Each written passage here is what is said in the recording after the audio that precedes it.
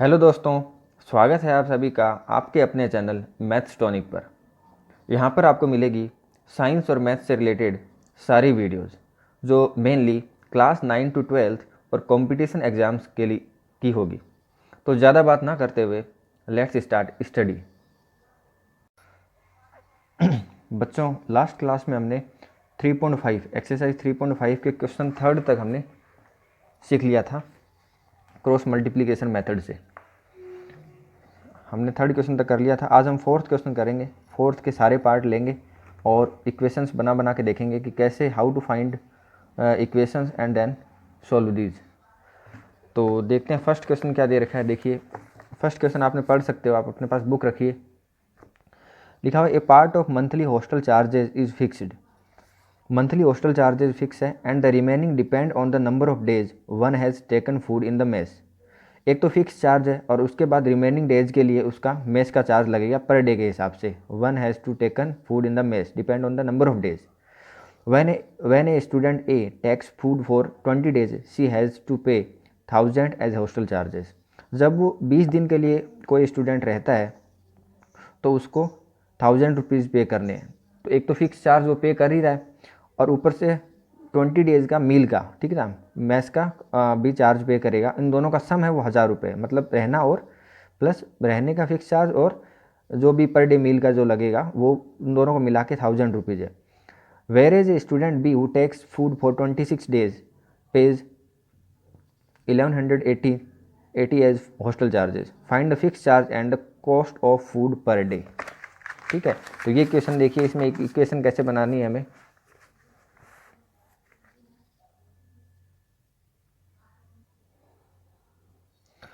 हाँ, तो अब देखते हैं एक इक्वेशन कैसे बनानी है और फिर उसको सोल्व कैसे करना है। तो यहाँ पे आपके पास बुक होगी, बुक में आपने क्वेश्चन पढ़ लिया होगा और बुक को आप सामने रख लीजिए और जो जैसे जैसे मैं इक्वेशन बना रहा हूँ वैसे वैसे आप समझते चलिए। क्वेश्चन 4 इसका पार्ट करते हैं फर्स्ट। तो यहाँ पे दिया हुआ है कि when a student A takes food for 20 days, 20 days के लिए रखता है। तो सबसे पहले हम मानते हैं let fix charge is X rupees. X रुपये फिक्स चार्ज हो गया एंड और क्या होगा, food per day, cost of food per day वो हम मान लेते हैं वाई रुपीज़ है।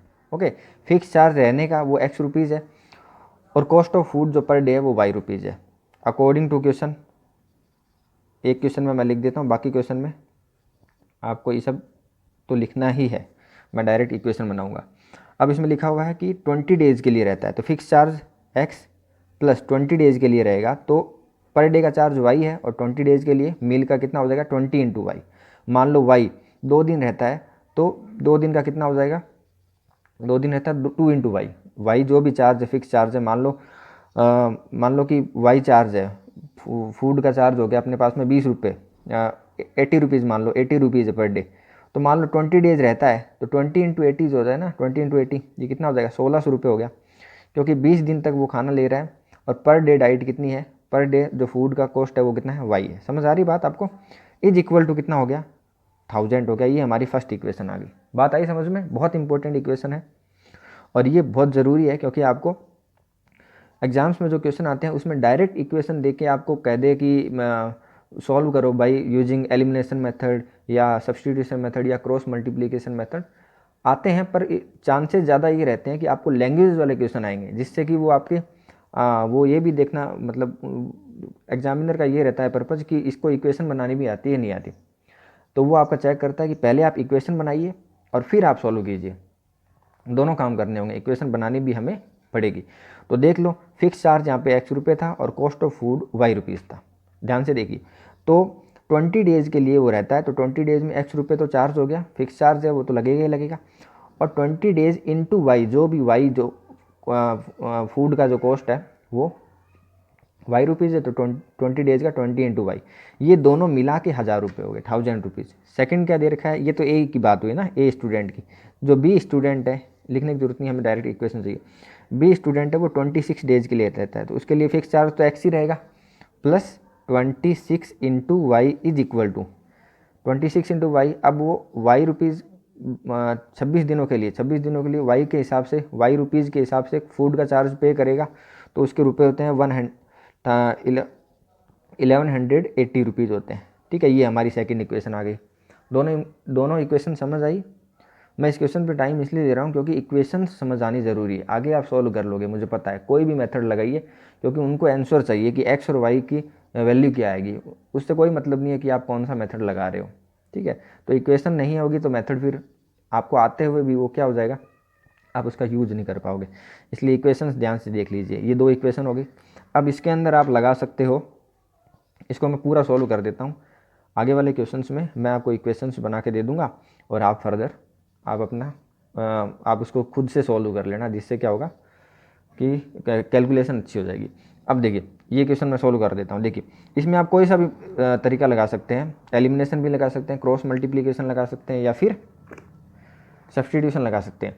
अब जैसे ये क्वेश्चन है, ये क्वेश्चन दे दिया, अब इसमें ये तो हमें पता है कि ये 3.5 चल रही है और इसमें क्रॉस मल्टीप्लिकेशन मेथड यूज़ हो रहा है। ठीक है, बेस्ड एक्सरसाइज है क्रॉस मल्टीप्लिकेशन। लेकिन जब ये एग्जाम में आएगा तो इस पर अगर दे रखा है, इस क्वेश्चन में कुछ नहीं दे रखा कि कौन से मेथड से करना है, तो आप कोई सा भी मेथड अप्लाई कर सकते हैं, क्योंकि इसमें आप पहचान थोड़ी सकते हैं कि ये मेरी 3.5 का है या फिर 3.4 का है तो मैं एलिमिनेशन लगाऊं, या 3.3 का है तो मैं सब्स्टिट्यूशन लगा दूं। ऐसा नहीं होगा। अगर आपको गिवन है कि ये मेथड अप्लाई करना है, then you apply that method for particular question. और अगर आपको कोई मेथड नहीं दे रखा है, आपको लैंग्वेज बेस्ड क्वेश्चन दे रखे हैं, जैसे कि ये 5 हैं, तो इसमें आप कोई सा भी तरीका लगाइए, कोई इश्यू नहीं है। ठीक है, तो लेकिन इसमें हम लगा देते हैं क्रॉस मल्टीप्लिकेशन ही लगा देते हैं, कोई इश्यू दिक्कत नहीं है इसमें। देखिए, अब क्रॉस मल्टीप्लिकेशन लगाने के लिए हमें क्या करना पड़ेगा, इस 1000 को इधर लाना पड़ेगा, इक्वल टू क्या होना चाहिए, 0 होना चाहिए। सेकंड में भी मैं 26 into Y minus 1180 is equal to 0। ठीक है, अब देखिए, मैं आपको फॉर्मूला याद होगा, लास्ट वीडियो लेक्चर में मैंने डिस्कस किया था, बताया था आपको, याद कीजिए। देखिए, एक्स अपॉन में, वाई अपॉन में और 1 अपॉन में, ये टर्म्स बहुत इंपॉर्टेंट है। सोच लीजिए क्या आएगा, यहाँ पे आएगा b1c2 माइनस b2c1, यहाँ पे आएगा आपके c1a2 माइनस c2a1, और यहाँ पे आएगा a1 b2 minus a2 b1। बात आई समझ में? सिंपल भी आप देख सकते हो, मैंने बताया भी था आपको। ये दोनों हो जाएंगे मल्टीप्लाई पहले, फिर जब y निकालेंगे तो ये फ्रंट में चला जाएगा, तो c2 आएगा, c1 आएगा, c1a2, c1 के साथ a2, c1a2 और c2a1। फिर जब आप y का निकालेंगे तो ये दोनों सिंपल आ जाएंगे, a1 b2 और a2 b1। ठीक है, और या फिर इसमें एक तरीका और लगा सकते हैं हम, चलिए वो मैं बाद में बताऊंगा। पहले इस ये अपने फॉर्मूले से ही अपन इसको सॉल्व कर लेते हैं। x अपॉन में b1c2 मतलब 20 इंटू माइनस 1180 माइनस b2 है 26 इंटू c1 है माइनस का 1000 is equal to y upon में c1a2 लगाइए,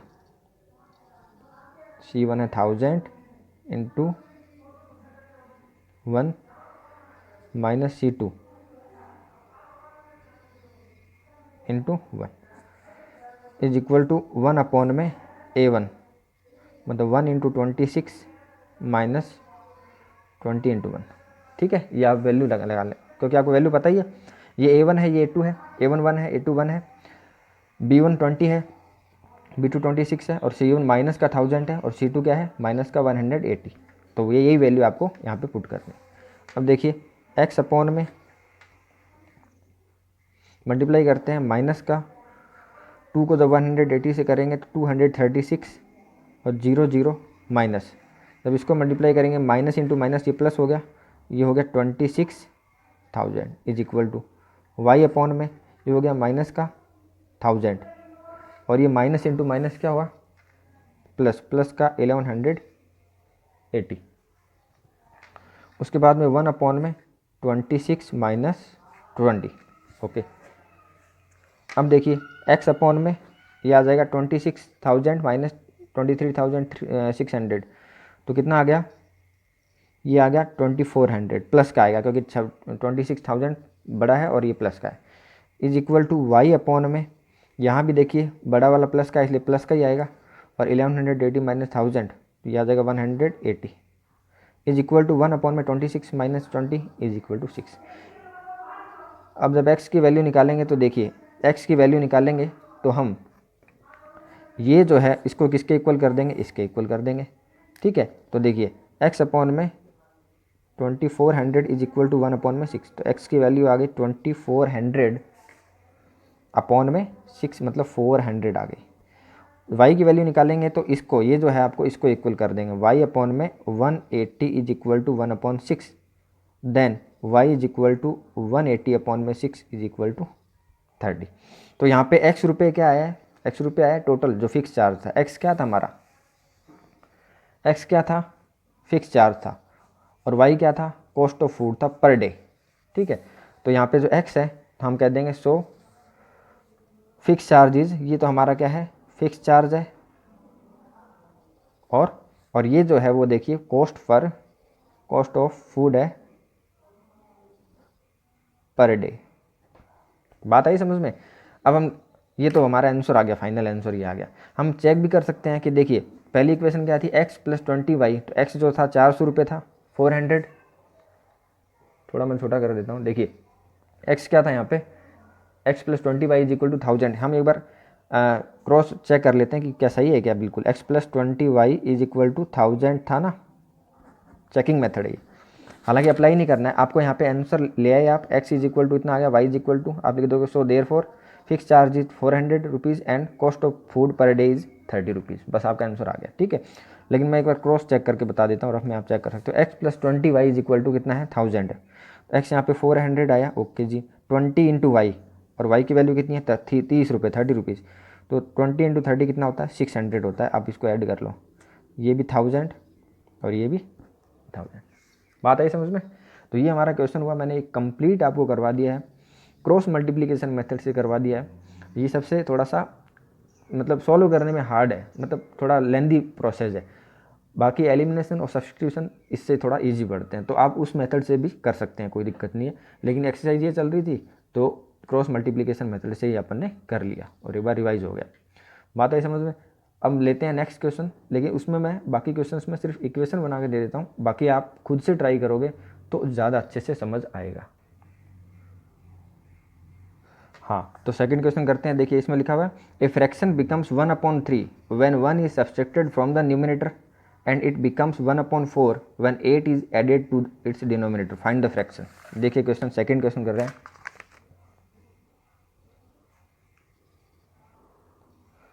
आपने इसमें मान लिया कि let the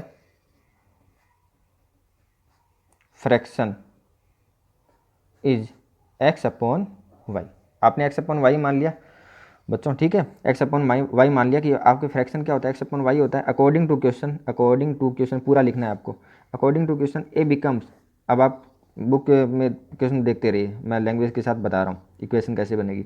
A fraction becomes 1/3 when 1 is subtracted from the numerator, आपको पता है ये x है वो न्यूमरेटर है और y है वो डिनोमिनेटर है, तो x/y है, क्या बोला है 1 इज सब्सट्रैक्टेड फ्रॉम न्यूमरेटर, तो न्यूमरेटर ऊपर है, इसमें से 1 सब्सट्रैक्ट कर दिया, और डिनोमिनेटर में कुछ बता नहीं रखा, अगर बता रखा है कि 4 इज एडेड टू डिनोमिनेटर तो आप 4 ऐड कर दीजिए, 4 इज सब्सट्रैक्टेड फ्रॉम डिनोमिनेटर तो 4 माइनस कर दीजिए, लेकिन यहाँ पे कुछ भी डिनोमिनेटर का नहीं बोला हुआ, इसलिए हम कोई भी चेंज नहीं करेंगे, तो is equal to 1/3। A fraction becomes 1/3, 1/3 कब होगा, जब when 1 is subtracted from the numerator, ये हमारी पहली इक्वेशन आ गई। मल्टीप्लाई करता हूँ मैं, क्रॉस मल्टीप्लाई, 3 को x-1 से करूँगा तो 3x-3 is equal to Y, 3x-y is equal to 3, ये हमारी इक्वेशन आ गई मेन 1, ठीक है ना, 3x y को इधर ले आया और 3 को उधर ले गया, ये हमारी फर्स्ट इक्वेशन आ गई। सेकंड क्या दिया हुआ है, एंड इट बिकम्स 1/4, 1/4 कब हो रहा है, when 8 is added to its denominator, 8 को हम डिनोमिनेटर में से ऐड कर रहे हैं तो +8 हो गया, और हमने न्यूमरेटर का कुछ दे नहीं रखा, इसका मतलब कोई भी चेंज न्यूमरेटर में नहीं करना है, और 8 इज एडेड टू डिनोमिनेटर, मतलब डिनोमिनेटर नीचे वाले में हमने 8 ऐड कर दिया। अब वही क्रॉस मल्टीप्लिकेशन 4 को x से करेंगे तो 4x इज इक्वल टू, इसको उधर करेंगे y प्लस 8 को 1 से कर रहे हैं तो कोई फ़र्क नहीं आएगा यहाँ पे 8, ठीक है। अब ये हो गया 4x minus Y is equal to 8, ये हमारी सेकंड इक्वेशन आ गई। इसको हम सॉल्व कर सकते हैं, क्रॉस मल्टीप्लिकेशन मेथड से भी कर सकते हो और सिंपल आप कर सकते हो। सिंपल ज़्यादा इजी रहेगा। देखिए फर्स्ट इक्वेशन को मैंने यहाँ रख दिया 3x minus Y is equal to 3, second यहाँ नीचे रख देना 4x minus Y is equal to 8।